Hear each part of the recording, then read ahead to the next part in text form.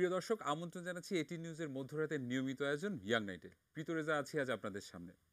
আজকে ইয়াং নাইটে 3 রাজকন্যা এসেছে।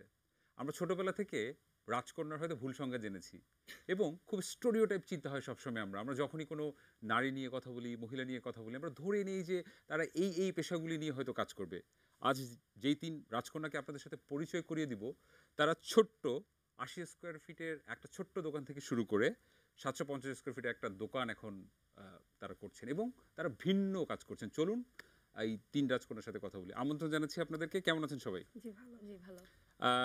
প্রথমে একটু আমি ফাহমিদা মিশু আপনার কাছে জানতে চাই যে হয় না যে আমরা ছোটবেলা থেকে এক ধরনের একটা স্টেরিওটাইপ চিন্তার মধ্যে দিয়ে বড় হই, নারী মানেই হচ্ছে যে হয় আপনারা শাড়ি চুড়ি নিয়ে বিজনেস করবেন কিংবা বড়জোর মেকআপ পার্লার নিয়ে হয়তো কাজ করা যেতে পারে। সেক্ষেত্রে একেবারে রেস্টুরেন্ট, এটা কি শুধুমাত্র আপনারা ভোজন রসিক বলেই আসলে সেজন্য করা, নাকি অন্য কোনো পেছনে গল্প আছে? না, পেছনের গল্পটা হচ্ছে যে আমরা চাইনি মেয়ে মানেই হচ্ছে গিয়ে শাড়ি চুড়ি বুটিক্স পার্লার এটাই করবে। সো আমরা যেহেতু 3 বোন, আমরা আব্বু আম্মু ওভাবেই আমাদেরকে বড় করেছে যে তোমরা আলাদা কিছু না, মেয়ে ছেলে কোনো ডিসক্রিমিনেশন নেই। সো এই জন্য আমরা শাড়ি চুড়ি বাদে অন্য কোনো কিছু করব। অ্যান্ড ফুডি যেহেতু আমরা খেতে পছন্দ করি 3 বোনই, সো এই জন্য আমরা রেস্টুরেন্টই দিয়েছি। এবং এই পুরনো ঢাকায় কেন? কারণ আমি যতদূর জানলাম যে আপনাদের মালিবাগে আপনাদের বড় হওয়া, সো এই পুরন ঢাকায় কেন? মানে একটু রিস্ক ছিল না ব্যাপারটা? হ্যাঁ, পুরান ঢাকায় আসলে খাবার হচ্ছে ওইখানকার মানুষ, আমরা পুরান ঢাকা বলতে খুব মজা লাগে যে ওইখানকার মানুষগুলো ডিফারেন্ট, ওইখানের ফুডগুলো ডিফারেন্ট, একটু ওল্ড সব কিছু, মোগল একটা ফ্লেভার এরকম থাকে। তো আমাদের চিন্তাভাবনা ছিল যে ফাস্টফুডের যেহেতু আমরা বিজনেস করব, তো আমাদের ইচ্ছা ছিল যে আমরা বার্গার করলাম বা যে কোনো ফাস্টফুডই করব, আমরা ওইখানকার না। সো ফার্স্ট চ্যালেঞ্জটা আমাদের এটা হবে যে আমরা নিজেদের এরিয়াতে নেই, আমরা অন্য এরিয়াতে যে বিজনেসটা করতেছি। সো আমরা ফার্স্টে একটা চ্যালেঞ্জ পেলাম, মানে নিজের এরিয়ার কমফোর্ট জোনটাতে যাব না, আচ্ছা আচ্ছা আচ্ছা। অন্য এরিয়াতে যাব। সো চ্যালেঞ্জেসটা আমরা প্রপারলি ফেস করতে পারবো, মোকাবেলা করতে পারবো। এবং তারপর হচ্ছে এই যে পুরন ঢাকা, কারণ পুরন ঢাকা মানে হচ্ছে ওইখানে বিরিয়ানি কাবাব এগুলো, হ্যাঁ, এবং ওইখানে সবসময় হচ্ছে ওইটাই গিয়ে মাথায় আসে, মানে ওইটাই বার্গার খেতে কেউ আসলে কেউ পুরন ঢাকায় যায় না। জানা। সো আমাদের প্ল্যান ছিল যে না, ওইখানকার মানুষদেরকে আমরা বার্গার খাওয়াবো, যেটা মানে ওইখানে কোনো বার্গার শপ নাই, ওইখানের মানুষকে আমরা ফাস্ট ফুড খাওয়াবো, ওইখানের মানুষকে আমরা বার্গারটা কি সেটা চেনাবো। এবং আমরা চিনিয়েছি, ওরা ফার্স্টে এসে জিজ্ঞেস করতো আমাদেরকে যে বার্গার কি, এই জিনিসটা কি। আমরা তো সবসময় দেখেছি রুটির ভিতরে একটা মাংসের টুকরা, তা আমরা তাদেরকে বার্গার খেয়ে শিখিয়েছি। এবং আমাদের টেস্টটাও কিন্তু একটু মোগল টাইপের, একটু বিরিয়ানি ফ্লেভার, একটু কাবাব স্টাইলের, একটু ওইখানকার ফ্লেভার, স্পাইসি খাবার। যেহেতু পুরান ঢাকার মানুষজন স্পাইসি খাবার খেতে পছন্দ করে, ওনারা সকালে ঘুম থেকে উঠে বিরিয়ানি দিয়ে নাস্তা করে, দুপুরেও বিরিয়ানি, রাতেও বিরিয়ানি। তো ওই মানুষদের মেন্টালিটি চেঞ্জ করে যে হ্যাঁ, আপনাদের নামগুলো তো খুব মজার। ছোট নবাব, বড় নবাব, বাদশা, বিভিন্ন মজার মজার নাম দেখলাম আমি ওই ব্রুশিয়ারটাতে। সো সেই নামের পেছনের গল্পটা কি? নামের পিছনের গল্প হচ্ছে যেহেতু আমাদের মানে আমরা পুরন ঢাকার লালবাগ, আমরা চেয়েছি একটু মোগলাই কিছু দিতে, মোগল কিছু দিতে। সো ওইখান থেকে আমাদের বার্গারগুলো, যেমন আমাদের কেউ যদি বলে যে আমাদের 60 টাকার একটা বার্গার আছে, ওটার নাম হচ্ছে ছোট নবাব, কেউ যদি এসে জিজ্ঞেস করে এটা মিনি বার্গার দেন, না আমাদের কাছে মিনি বার্গার নাই, আমাদের কাছে ছোট নবাব আছে। আমরা ওই ঐতিহ্যটাকে মাথায় রেখেছেন আপনারা, যে বাংলার সাথে হচ্ছে গিয়ে নতুন এটার ফিউশন, আমরা পুরনো জিনিসটাকে ভুলে যাইনি, দুইটার ফিউশন আমরা দিতে। বাহ, অসাধারণ। সাফাত রহমান, আপনার কাছে একটু আসি যে এই শুরুর গল্পটা জানতে চাই, একদম স্পেসিফিক ভাবে 80 স্কয়ার ফিটের গল্পটা শুনতে চাই। সেটা সময়ের গল্পটা যদি একটু বলেন। আসলে আমরা কখনো ওইভাবে চিন্তা করিনি যে মানে একটা রেস্টুরেন্ট দিব, 3 বোন মিলে স্টার্ট করব বার্গারের। তাও কিন্তু যখন আমরা স্টার্ট করলাম, জায়গা খুঁজছিলাম, ওইভাবে মানে রয়্যালে একদিন খেতে আসলাম আমরা 3 বোন। তো এমনি আমরা ঘুরে বেড়াতে খুব পছন্দ করি, খেতে খুব পছন্দ করি, তো একদিন রয়্যালে খেতে আসছি। সো মনে হলো যে হ্যাঁ, এইখানে তো এটা করা যায়। সো এই গল্পটা আমার মনে হয় যে আপনি ফাহমিদা মিশু আপুর কাছ থেকে শুনেন, কারণ ও বলতে পারবে, বিকজ এটার পিছনের ব্যাক স্টোরিটা ও খুব ভালো বলতে পারবে, কারণ এখানে একটা ডিপ ইনসাইড আরো একটা বড় গল্প আছে। ওই গল্পটা ও বলবে। হচ্ছে মানে আমি বিসিএস পরীক্ষা দিয়েছিলাম। সো বিসিএস পরীক্ষা দেওয়ার পর আমি খুবই সিরিয়াস হয়ে বাসার দরজা বন্ধ করে 6 মাস পড়াশোনা করলাম। তো গাদা বই কিনে আমি অনেক পড়াশোনা করলাম, কারোর সাথে দেখা না করে। তো এরপর হচ্ছে আমি বিসিএস পরীক্ষায় ফেল করি, অ্যান্ড আমি খুবই ভেঙে পড়ি এবং খুবই ডিমোটিভেট হয়ে যাই যে মানে আমাকে দিয়ে কিছুই হবে না, নিজে হারায় ফেলি। তখন আমার কাছে মনে হয়েছে যে আমার বোন আমাকে বললো একদিন যে ও আমাকে মোটিভেশন দেওয়ার জন্য আমাকে নিয়ে বাইরে খেতে গেলাম, আমরা 3 বোন মিলে ঘুরতে যাই প্রায়। তো আমরা রয়্যালে গেলাম খেতে, ওইখান থেকে খেতে যাওয়ার পর ও বললো যে চলো আমরা একটা রেস্টুরেন্ট দিই। তো ও আসলে চাচ্ছিল যে আমার মোটিভেশনটা আপ করার, নিজেকে একটু প্রুফ করার, এই জন্য নিজেকে খুঁজে পাওয়ার জন্য। সো কী করা যায় যেটাতে আমার বিল্ড করলে হয়তো বা নিজের মোটিভেশন আসবে। কারণ আমি মনে করতেছি আমি ফেলিওর, আমি বিসিএস ফেল, আমি মনে করতেছি লাইফে সবকিছু শেষ। লাইফে সবকিছু যে শেষ। তার ইচ্ছা ছিল যে সে পুলিশ অফিসার হবে, হ্যাঁ এএসপি হবে, হ্যাঁ খুব আধুনিক জমানার সে একটা মেয়ে পুলিশ অফিসার হবে। সো তার ওই স্বপ্নটা ছিল, ওই স্বপ্নটা ভেঙে গেছে। পরের বিসিএসটা অনেকদিন পরে হবে, কবে সার্কুলার দিবে সেটারও কোনো ঠিক ঠিকানা নেই। সো এই মধ্যের টাইমটা সে কি করবে? সে তো পুরোপুরি ব্রোকেন ডাউন। এখন সে কি করবে? তো তখন আমার মনে হলো যে না, ও তো আমার বোন, ওকে আমি এটা বলি, তো আমরা 3 বোন মিলে যদি একসাথে একটা থেকে কিছু একটা করতে কিছু পারি। করতে পারি, ইনশাআল্লাহ আমরা তখনই সাকসেসফুল হব। আসলে ওই 80 স্কয়ার ফিটের জিনিসটা নিয়ে শুরু করেন। আর বার্গারটা আসছে হচ্ছে আমি ছোটবেলা থেকে বার্গার ফ্রিক ছিলাম। আচ্ছা তো আমার স্বপ্ন ছিল আমি ও কেএফসি একসাথে যে 4টা বার্গারের বার্গার খেয়ে মালিক, ফেলছে, এরকম হয়েছে। কেএফসি বার্গারের মালিককে আমি বিয়ে করব, সামথিং লাইক দ্যাট। মানে আমি দিস ইজ burger রিয়েলি এত ফানি হ্যাঁ। যে মানে আমরা যদি খাবারের ব্যাপারে কোনো কিছু চিন্তা করি, ফার্স্টে বার্গারের কথাই মাথায় আসবে, আচ্ছা। কারণ ও বার্গার পছন্দ করে। সো ওইভাবেই এই বার্গারটা আমরা চুজ করলাম প্রথমে, যে কি দিয়ে স্টার্ট করা যায়, বার্গার, কারণ ছোট বোন বার্গার পছন্দ করে। হ্যাঁ, এবং আমি সাদিয়া আফরিনকে প্রশ্ন করতে চাই যে এই যে শুরুর সময় যখন আসলে আপনার রেস্টুরেন্ট নিয়ে কথা বলছিলেন, অর্থ তো একটা খুব গুরুত্বপূর্ণ বিষয়, কারণ একদম অফিসিয়ালি যখন শুরু করবেন আর কি। সো এই অর্থটা কোথা থেকে আসলে আসলো? কোনো ইনভেস্টর ছিল কি? না। প্রথমে ছিল হচ্ছে আমি একদম ছোট ইনভেস্ট করছি। আমার হ্যাঁ। সালামি ছিল আচ্ছা। ৫,০০০ টাকা। ওকে ঈদের সালামি পাইছি ৫,০০০ টাকা, ওইটা দিলাম। ও দিছে হচ্ছে 20,000। ও ওই যে দোভাষে কাজ করতো যেখান থেকে, ওখান থেকে 20,000 ও সেভ করছে। আর ও হচ্ছে জিপিতে কাজ করতো, টিউশনি করতো, ওখান থেকে ও অনেক সেভ টেভ করে ও হচ্ছে 1.5 লাখ কন্ট্রিবিউট করছে। আর বাকিটা আম্মুর কাছ থেকে অনেক হাত জোর করে আম্মু দাও প্লিজ, তারপরে হচ্ছে ওইটা পাইছি। বাহ, অসাধারণ। সো আসলে আপনাদের ইচ্ছা শক্তিটা বোঝা যাচ্ছে যে আসলে একটা ভিন্ন জায়গায় ছিল বলেই এটা আসলে সম্ভব করেছেন। কিন্তু চ্যালেঞ্জেস ছিল না? মানে ব্যাপারটা তো আসলে এই যে শুরু করলাম, শুরু করে দিলাম, ব্যাপারটা কি এতই সহজ ছিল? শুরু একদমই করাটা না। একদমই না, কখনোই না। কারণ শুরু যখন আমরা করলাম, আমরা হ্যাঁ। প্রথম থেকেই চ্যালেঞ্জেস পেয়েছি। যেহেতু আমাদের নিজেদের এরিয়াতে না, ওইখানকার মানুষদের আমরা চিনি না, ওরা আমাদেরকে চেনে না। সো ওই জায়গায় যে 3টা মেয়ে মিলে একটা বার্গারের শপ দেওয়া, উইচ ইজ মানে ওইটা একটা রেভুলেশনই বলা চলে। তো ওই জিনিসটা করা, এবং আমাদের কিন্তু কোনো রেস্টুরেন্ট বিজনেস সম্বন্ধে কোনো আইডিয়া ছিল না, Right. বিজনেস সম্বন্ধে কোনো আইডিয়া ছিল না। তো আমরা প্রতিদিন ঠেকেছি, প্রতিদিন শিখেছি। প্রথম দিন এমন হয়েছে যে রেস্টুরেন্ট দিয়েছি, ভালো সেল হয়েছে, পরের দিন যে গ্যাস স্টকে রাখতে হয় সেটা আমরা জানি না। রেস্টুরেন্ট খুলতে 2 ঘন্টা লেট, কারণ আচ্ছা। আমাদের স্টকে গ্যাস নাই। ওকে, কাস্টমার কিন্তু এসে বসে বসে আছে, আছে। এবং মানে এত সাপোর্টিভ ছিল আমাদের কাস্টমাররা যে আচ্ছা ঠিক আছে আপু, আমি ওয়েট করছি, 2 ঘন্টা পরে আমি এসে আমার পার্সেলটা নিয়ে যাবো, আমি এখন অর্ডার দিয়ে গেলাম। মানে ওই জিনিসটা পেয়েছি আমরা বাহ। প্রথম থেকে।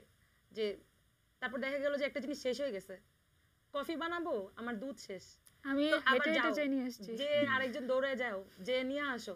সো এই জিনিসগুলো এটা একদম প্রত্যেকদিন, প্রথম দিকে বোধহয় একদম ইস্যুগুলো প্রথম বেশি দিকে, হতো। হ্যাঁ। কারণ আমরা জানতাম না যে এভাবে করতে হবে। So, আমাদের শিক্ষাটা কিন্তু এরকম না যে আমাদেরকে কেউ সাথে কেউ ছিল, আমরা নিজেরা প্রতিটা যে জায়গাতে ঠেকেছি, সেটা যেখানে শিখেছি। বাধা পেয়েছি, বাহ। সেখান থেকে আমরা শিখেছি। অসাধারণ। সাদিয়া, আপনার কাছে যদি একটু জানতে চাই যে এই শুরুর সময়টাতে যখন আসলে আপনারা কাজ করছিলেন, এবং আপনি তো এখন পড়াশোনা করেন, জি। ইনফ্যাক্ট আপনি আমি ফার্স্ট ইয়ারে এবার, ফার্স্ট ইয়ারে ইন্টার পড়ছেন। ফার্স্ট So, ইয়ারে। আপনি কেন আসলে পড়াশোনার ক্ষতি হয় না? আরেকটা বিষয় হচ্ছে যে ডাক্তার, ইঞ্জিনিয়ার কিংবা ব্যারিস্টার কিংবা বিসিএস এর বড় চাকরির স্বপ্ন ধূলিসাৎ করে যে রেস্টুরেন্টে সময় নষ্ট করছেন, আপনার কাছে কি মনে হয়? স্বপ্ন ধূলিসাৎ করি নাই, স্বপ্ন এখনো দেখছি। বুয়েটে পড়ার ইচ্ছা আছে আমার, তারপর যাবো হচ্ছে এয়ারফোর্সে, এটা এখন পর্যন্ত প্ল্যান। আর পাশাপাশি কিছু করা যায়, সবাই পড়ালেখা করে, ঘুরে বেড়ায়, আমি ওরকম হতে চাই না। আচ্ছা, নর্মাল মেয়েদের মতো আমি হতে চাই না। আমি ভাবছি আমার বোনদের আমি সাপোর্ট করি, আমি নিজের একটা ক্যারিয়ার এখন থেকে স্টার্ট করি। 17 বছর বয়সে তো কেউ এন্টারপ্রেনার হয় না, রাইট। ওইটাই ইচ্ছা ছিল। এখনো বুয়েটে পড়ার ইচ্ছা আছে আমার, তারপর ওখান থেকে এয়ারফোর্সে যাব আশা করি। আর পড়ালেখার ক্ষতি হয় না তেমন, আমি রাত্রেবেলা বাসে যে পড়ি।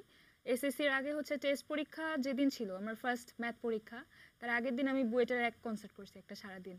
বাসায় গেছি 4:45টার সময়, সকাল 10টায় সকাল পরে 5টা। 10টা সকাল 4:45টায় গেছি, 10টা থেকে পরীক্ষা দিয়ে এসে আবার বুয়েটে গেছি, তারপরের দিন আবার আমি একটু পরীক্ষা। অ্যাড করি, মানে ও আমার ছোট বোন, এটা ওকে আমরা সামনাসামনি কখনো বলি না, কিন্তু এটা অ্যাড করি। সেটা হচ্ছে যে সে মানে পড়াশোনা, এটা হয়তো আমরাও 17 বছর বয়সে পারতাম না। সে পড়াশোনাও করছে, সে রেস্টুরেন্টেও সময় দিচ্ছে, সে বাসায়ও থাকছে, এবং সে আবার শখের বক্সিং করে, সে বক্সিংও করে। বাহ। তো সে অ্যামেচার বক্সিং এর ন্যাশনাল ম্যাচও খেলেছে। Wow, super. এবং তারপর এত কিছুর পরও সে এসএসসি পরীক্ষা ছিল, সে এসএসসি পরীক্ষাতে ম্যাট্রিক পরীক্ষায় সে গোল্ডেন A+ পেয়েছে। তো সে কিন্তু সবকিছু একসাথে করছে। সে আমার কাছে মনে হয় যে আমাদের 2 বোনের থেকে ও বেশি, মানে ওর কাছ থেকে আমরা বেশি ইন্সপায়ার হই যে ও এত কিছু পারতেছে, ঠিক আছে তাহলে আমরা কেন পারবো না। ও এত ছোট বয়সে অল্প বয়সে ও এত কিছু একসাথে। খুব ভালো লাগলো, কারণ থাকে না যে আমরা সবসময় তো আসলে স্টুডেন্টরা চিন্তা করি যে আজকালকার তরুণরা অনেক বেশি ফেসবুকিং করে সময় নষ্ট করছে, বই পড়ে না, লেখাপড়া করে না, অন্য বিষয়ে চিন্তিত বেশি। তো সেক্ষেত্রে আমার মনে হয় যে তাহসিন এটা একটা ভালো উদাহরণ ফেসবুকও হবে। নাই, ফোনও নাই। ও ফেসবুকও নেই আপনার, এত কিছু কারণ এটা বোধহয় একটা বড় কারণ। বাহ, অসাধারণ। সো সাফায়াত, আপনিও তো একটা বিশ্ববিদ্যালয়ের শেষের দিকে আছেন, সো আপনার ব্র্যাক ইউনিভার্সিটিতে আছেন, সো আপনারও কি পড়াশোনার ক্ষতি একদমই হয় না? মানে না, পড়াশোনার ক্ষতি কি, আসলে ব্যালেন্স করতে জানতে হবে। আচ্ছা। আমি শুরুর দিকে পারতাম না, হ্যাঁ। এটা স্বীকার করছি। আমি শুরুর দিকে পারতাম না, মানে দুইটা একসাথে কিভাবে মেনটেন করবো পারতাম না। কিন্তু আমার ভার্সিটি টিচাররা অনেক হেল্পফুল, আমার ফ্রেন্ডরা খুব হেল্পফুল।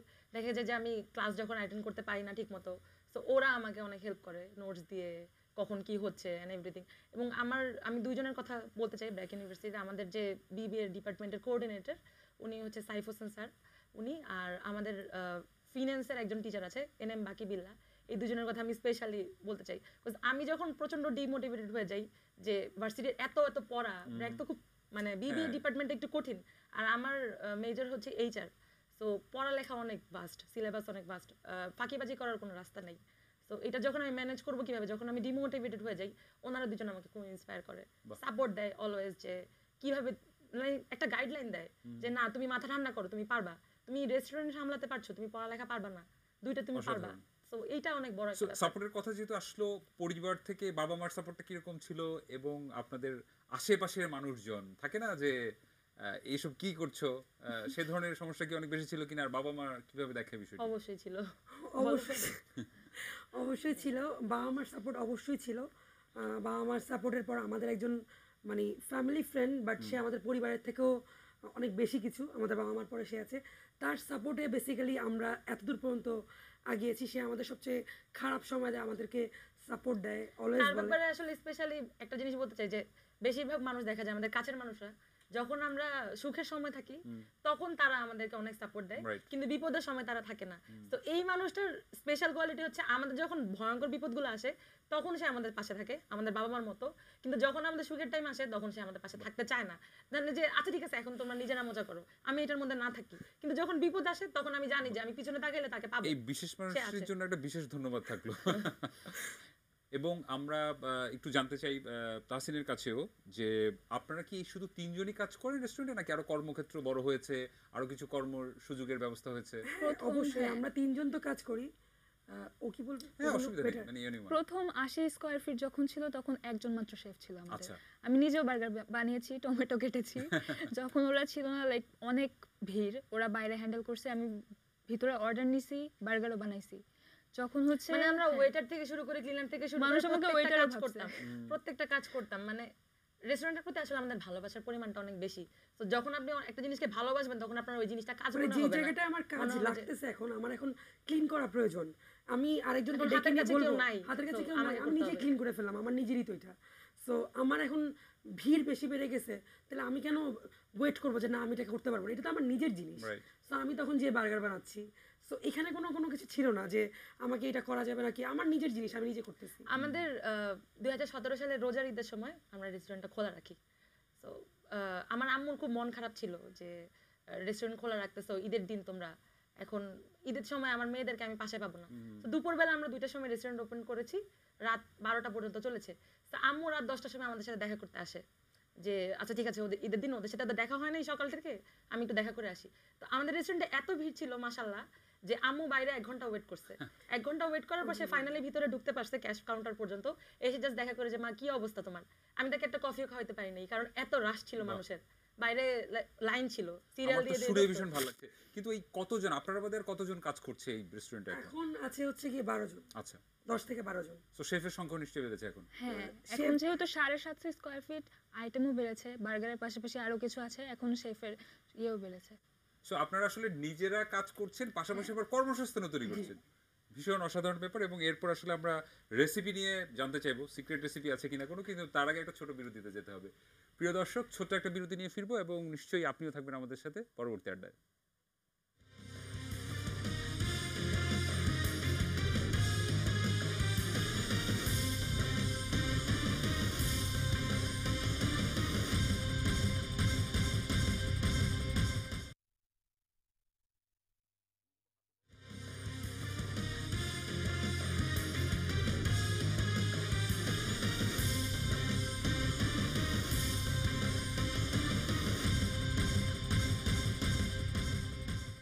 প্রিয় দর্শক, বিরতির পর আবারও আমন্ত্রণ জানাচ্ছি ইয়াং নাইটে, এবং আমরা কথা বলছিলাম আজ 3 রাজকন্যার সাথে। একটা জিনিস শুনে খুব মন খারাপ হয়ে গেল যে এত পজিটিভিটির মাঝখানেও আসলে কিছু নেগেটিভিটি চলে আসে, এবং প্রতিবন্ধকতা নিয়ে আমরা কথা বলছিলাম। আমার শুনে রীতিমতো খারাপ লাগছিল এবং ভীষণ লজ্জাও লাগছিল যে আপনাদেরকে রীতিমতো তুলে নিয়ে যাওয়ার হুমকি দেওয়া হয়েছে, এবং ফেস টু ফেস, এমন না যে আসলে ফোনেও সো বা উড়োচিঠিতেও না, একদম সামনাসামনি এসে বলছে উঠিয়ে নিয়ে যাব। এবং আমি শুনে আমার আসলেই ভীষণ লজ্জা হচ্ছে এবং খুব খারাপ লাগছে যে আপনারা ওই যে আপনি বলছিলেন যে গরম তেলে ইট পর্যন্ত মেরেছে যেন সেটা আপনাদের পরে, এবং আপনি মেডিকেলেও গিয়েছিলেন। মানে আমি খুবই লজ্জিত, কিন্তু আমি আসলে এই ঘটনাটা জানতে চাই, একটু যদি বলেন এই উঠিয়ে নেওয়ার বিষয়টা যদি কেউ একজন বলেন। ফার্স্টে ছিল উঠিয়ে নেওয়ার ব্যাপারটা আসলে হচ্ছে কি যে আমাদের পিছনের গল্পটা আপু বলবে, তো আমি উঠিয়ে নেওয়ার ঘটনাটা আপনাকে বলি। তো আমি রেস্টুরেন্টে বসেছিলাম সন্ধ্যাবেলা, তখন হয়তো 8টা বাজে। দুজন লোক আসলো, এসে আমাকে জিজ্ঞেস করছে যে ফাহামিদা মিশুকে, এই রেস্টুরেন্টের মালিককে। বললাম যে উনি তো বাইরে আছেন, উনি আমার বড় বোন, আপনি আমাকে বলতে পারেন। যে আপনাকে এখন আমাদের সাথে যেতে হবে। আমি বললাম যে আপনি কে, আমি কেন আপনার সাথে যাব? তো আমি যখন এই কোশ্চেনটা ওনাকে করলাম, করার পর উনি খুব থতমত খেয়ে গেছে যে আমি কেন ওনাকে এরকম একটা কোশ্চেন করবো। উনি এক্সপেক্ট করেন না যে উনি আমাকে তুলে নিয়ে যেতে আসছে, আমি কেন ডিরেক্ট ওনাকে উল্টা কোশ্চেন করবো নরমালি। আপনি কে? তো এই জিনিসটা আর কি খুব অবাক হয়ে গেছে উনি। বাকি গল্পটা তুমি বলো, এবং এই শুরু যে থেকেই বলো ঘটনাটা কিভাবে হলো। তেলের বিষয়টা ছিল এটা, সরি আমার গলাটা, অসুবিধা নেই। তেলের বিষয়টা ছিল এটা যে পুজোর সময় তো আমি আমার স্টাফদের জন্য খাবার নিয়ে আসব। তো আমি স্টাফরা সবাই কাজ করতেছে, অনেক রাশ। সো আমরা একটা দোকান থেকে, আমি একা ছিলাম, আমি একটা দোকান থেকে হচ্ছে খাবার আনতে গিয়েছি। তো ওইখান থেকে যেরকম হলো যে আমি দাঁড়িয়ে আছি, তো আমার মুখটা ফেস করেই একজন ওই গরম এত বড় কড়াইয়ের মধ্যে তারা একটা ইট ছুঁড়ে মারছে। তো আমি ভাগ্যিস সরে গেছিলাম, আমি যখন দেখতেছিলাম যে ইটস কামিং আমি সরে গেছিলাম। বাট ওই ইটটা ছুঁড়ে মারা হয়েছে এমনভাবেই যাতে এটা আমার মুখের মধ্যে এসে পড়ে। তো এতে হয়েছে যে আমার হাতে, মুখের গালে বার্ন হয়েছিল। বাট দোকানে এত রাশ ছিল যে আমরা আসলে সেটা মানে আমি কাউকেই বলিনি, আমি একা একাই ঢাকা মেডিকেলে চলে যাই, এবং যে ওইখান থেকে ইমার্জেন্সিতে যে নিয়েছে, মলম টলম লাগিয়ে টাকে দিয়েছি, তারপর চলে আসছি। এবং থ্যাঙ্কস দিতে হয় ওই লোকদেরকে যারা রেস্টুরেন্টে ছিল, তারা সাথে সাথে আমার মুখের মধ্যে পানি দেয়, হেল্প করে আমাকে। দেন আমি ঠিক উঠে নেওয়ার গল্পটা বলো যে কি হলো আসলে, সেটাই কি সিচুয়েশনটা ভীষণ কি আসলে ছিল। কাপুরুষতা, এবং আমি আসলে এটা তীব্র নিন্দা জানাই, এবং আসলে আপনাদেরকে ধন্যবাদ যে এত কিছুর পরে যে আসলে সেই মানসিক শক্তিটা আপনাদের আছে আর কি। চ্যালেঞ্জের অন্য একটা বিষয় নিয়ে যদি আমি একটু সাদিয়ার কাছে জানতে চাই, এই সব ঘটনার পাশাপাশি, এইসব উটকো ঝামেলার পাশাপাশি আর কোনো ধরনের চ্যালেঞ্জ কি আপনারা ফেস করেন কিনা এই রেস্টুরেন্টেই চালাতে গিয়ে? তুলে নেওয়ার বিষয়টা তো একটা মেইন, হ্যাঁ সেটা ভয় বাদে, দেখায়। সেটা বাদে ভয় দেখায়। মাঝে মাঝে আসে কিছু ছাত্রলীগের নেতা টেতা থাকে যে লাইক ওরা আসে দোকান ভেঙে দিবে or something, পার্কিং নিয়ে ঝামেলা করে, এগুলো তো আছে। শোনা, কিন্তু আপনাদের সাহসটাকে আসলেই সাধুবাদ জানাই। সো আমরা একটু আপনাদের স্ট্রাগলিং এর গল্প শুনতে চাই। যেমন আপনি বলছিলেন যে আসলে চকবাজারে একা যাওয়ার গল্পটা ওখানে সাধারণত যায় না, একটু ছোট করে যদি বলেন যে জাস্ট আসলে, কিংবা আপনার সেই আলু বাছাই করার গল্পটা ছোট করে যদি বলেন। যেটা যে আমি যখন চকবাজারে যাই, চকবাজারের এরিয়াটা কিন্তু হচ্ছে ব্যবসায়িক এরিয়া, অ্যান্ড এইখানে চিপা চিপা গলির মধ্যে অনেক অনেক দোকান, অনেক ধরনের সব বাংলাদেশের মেইন ব্যবসার কেন্দ্র কিন্তু ওইটাই। তো ওইখানে আমি যখন যাই আমার কোনো কিছু কিনতে, আমার নিজের প্রয়োজন, আমি নিজেই যাচ্ছি, আমি কাউকে একটা সাথে স্টাফ নিয়ে বা আমি একাই চলে গেলাম। তো এখানে এরকম মজা হয় যে প্রথমবার যখন আমি যাই ওরা একটু অবাক হয়ে যায় যে আমি একমাত্র মেয়ে, আমি ব্যবসায়ী, ওইখানে আমার রেস্টুরেন্ট, আমি অন্য জায়গার। তো আমি যখন গেলাম দেখা গেল যে তারা খুব অবাক হলো, বাট তারা কিন্তু আমাকে সাদরে আমন্ত্রণও জানায় যে ওইখানের মধ্যে আমি যাচ্ছি। তো এখন যেটা হয় যে এখন যখন যাই, তারা আমি হেঁটে যাচ্ছি, আমাকে বলছে কি কেল্লা পত্র আপা ভালো আছেন, ডাকতেছে, সালাম দিচ্ছে। আর আলোর ব্যাপারটা হচ্ছে আমার নতুন প্রোডাক্ট আসবে, তো আমার আলো দরকার। এখন এটা রোজার সময়, তো আমি আর আমার স্টাফ মিলে ইফতারের পরপরই আমরা কারণ বাজারে আসি। আমরা কারণ বাজারে সবাই হচ্ছে ছেলে মানুষজন, অনেক কিছু। আমি আর আমার স্টাফ বসে বসে হচ্ছে আলু বাছতেছি। আমরা প্রায় 100 কেজির মতো আলু বেছে নিয়ে গেছি, কারণ আমাদের ওই সাইজেরই আলুটা লাগবে ওই প্রোডাক্টটার জন্য। ওয়াও, আপনি এই কারণ বাজারে বসে 100 বস্তার উপর, ওয়াও 100 কেজির উপর, অসাধারণ। আমরা একটু আপনার কাছে আসতে চাই সাফায়েদা রামুন, আপনার কাছে জানতে চাই যে আসলে আপনারা তো 3 জনই অংশীদার, সো কে কোন রেস্টুরেন্টের বিষয়টা আসলে দেখাশোনা করেন, এবং আপনারা যেহেতু এখন বিজনেসটাও বড় হচ্ছে, আপনারা কি আরো অংশীদার খুঁজছেন কিনা, বা সেরকম কোনো সম্ভাবনা আছে কিনা? আসলে এইখানে প্রথমে আমি একটু অ্যাড করতে চাই যে মানে শুরু থেকে আমরা যখন স্টার্ট করলাম 2016 সালের সেপ্টেম্বরের 2 তারিখ, তো স্টার্ট করার 15 দিনের মাথা থেকে আমরা আসলে পার্টনারশিপের অফার পেতে শুরু করি যে আচ্ছা। আপনাদের তো রেসপন্স অনেক ভালো, মানুষ দেখছি আপনাদের বার্গার অনেক পছন্দ করছে, বাইরে এত সিরিয়াল, এত মানুষ ওয়েট করে বার্গার খাচ্ছে, তো আপনাদের মনে হয় এক্সপানশন করতে হবে। সো আমি টাকা দিচ্ছি, আমার কাছে 50 লাখ টাকা, 1 কোটি টাকা, এত টাকা আছে, টাকার অ্যামাউন্ট নাই বললাম, এত টাকা আছে, আমি আপনাদের পার্টনার হতে চাই, আমি ইনভেস্ট করছি, আপনারা ইয়ে করেন। তো এইটা এরকম অফার মনে হয় 500-1000 চলে আসছে প্রত্যেক দিনও যদি আপনি 2-3টা করে ইয়ে করেন, 1.5 বছর হয়ে গেছে। তো এইটা একটা ব্যাপার। আরেকটা ব্যাপার হচ্ছে যে আমরাও কিছু মানুষের ব্যাপারে খুব ইন্সপায়ার্ড তাদের থেকে, যে খুব মোটিভেশন পাই যে তারা এত সাকসেসফুল, এত হার্ডওয়ার্কিং মানুষজন সাকসেসফুল হয়েছে।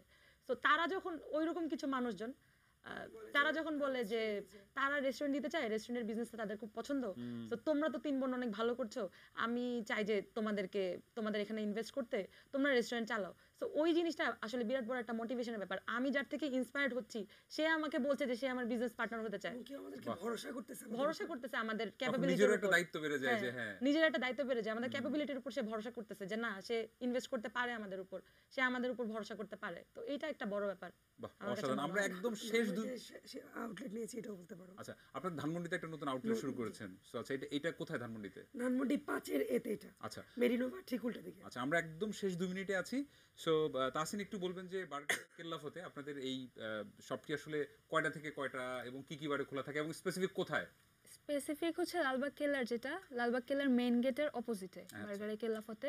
ওইটার এখন ওপেনিং টাইম হচ্ছে শনিবার থেকে বৃহস্পতিবার সকাল 11টা থেকে রাত 11টা, আর ফ্রাইডেতে হচ্ছে দুপুর 3টা থেকে রাত 11টা। আর ধানমন্ডিটা এখনো সফট লঞ্চ, এখনো ঠিক মতো ওভাবে টাইম সেটিং একদম স্পেশাল মেনু কোনটা? মানে আমাদের এই দর্শক যারা নিয়মিত আছেন, আমি নিশ্চিত যে আসলে ওরা এই সপ্তাহেই বার্গারে কেল্লাফতে যাবে, আমি তো নিজেও যাব। সো গিয়ে আসলে কোনটা স্পেশাল অফার দিতে ছোট হবে? নবাব এবং বড় নবাব ছোট দুটোই নবাব খেতে বড়, এটা হবে। আপনাদের সবচেয়ে সাথে স্পেশাল। আমাদের পরোটা ওয়েজেস এবং কোল্ড কফি। তুফান নাম must have। শুনছিলাম, তুফানটা কি? কথাটা বলো। ছোট করে একদম। হ্যাঁ, তুফান আমাদের একটা চমৎকার আইটেম। তো এই তুফানটা যখন মানুষ এসে বলে যে আমরা একটা তুফান চাই, তখন আমরা নিজেরাও তুফানের মতো নিজেদের আর কি এনার্জি ফিল হয় যে ঠিক আছে, এখন তুফানের মতো আমাদের কাজ করতে হবে, একটা নিজেদের একটা মোটিভেশন দেই। বাহ। So আমাদের নামগুলো আমরা ইচ্ছা করে এরকম রেখেছি। অসাধারণ। আমরা একদম লাস্ট মিনিটে আছি, কিন্তু আমরা ওই যে বিরতির সময় কথা বলছিলাম যে বাবা মা এসে বলে যে তোরা কি করিস, ওদের মতো হয় না কেন, এই ধরনের বলছিলেন। বাবা মা 30 আসে, seconds এর আন্টিরা জি। মেইনলি আসে, তাদের ছেলে মেয়েদের নিয়ে এসে বলে তোরা বাসায় ঘুমাচ্ছিস আর ওরা 3 বোন মিলে এত কিছু করে ফেললো, তোর দেখে থেকেও শিখ। ছোট বয়স। কিছু দেখে শিখ। অসাধারণ। আসলেই আমি আপনাদেরকে দেখে আসলে শেখার মতো, এবং আপনাদেরকে অনেক ধন্যবাদ, ফাহমিদা মিশু, সাফেদারা মুন এবং সাদিয়া আফরিন তাহসিন, তিনজনকে অনেক ধন্যবাদ আপনাদেরকে আসার জন্য। Thank you so much. Thank you. প্রিয় দর্শক, কথা বলছিলাম 3 রাজকন্যার সাথে, একদমই ভুল শুনেননি, 3 রাজকন্যা। তারা আসলেন, দেখলেন এবং জয় করলেন। ব্যাপারটা অনেকটা সেরকম। এবং নিজের প্রতি যদি বিশ্বাস থাকে, আপনি যদি সৎ হন এবং আপনি যদি আসলে পরিশ্রম করেন, কোনো যে বাধাই যে আসলে বাধা হতে পারে না, সেটা বোধহয় এই 3 রাজকন্যা প্রমাণ রেখেছেন। সো আপনিও জেগে উঠুন নতুন করে, আমরা সবাই মিলে গড়ে তুলি এক নতুন বাংলাদেশ। দেখা হবে আবারও আগামী পর্বে। ভালো থাকুন।